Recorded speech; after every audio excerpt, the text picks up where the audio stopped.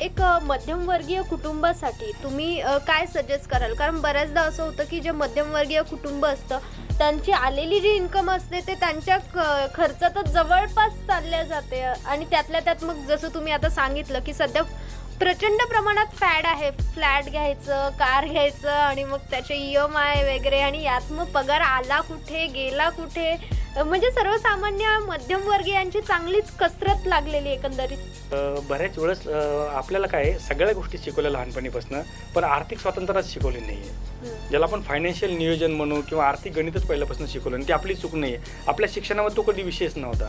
त्यामुळे आपल्याकडे ॲसेट काय आणि लायबिलिटी काय हेच कळत नाही. आता काय होतं, मध्यमवर्गीयामध्ये एखादा मुलगा नोकरीला लागला की त्याचं लग्न होतं आणि तो शहरात असल्याच्या नंतर मग तिकडे सासऱ्याचे पण अपेक्षा वाढतात, घरच्याचे पण अपेक्षा वाढतात किंवा घर झालं का तुझं, घर झालं का तुझं. आणि त्या दरम्यान काय करतो की तो घर शोधायला लागतोय. मी या माध्यमात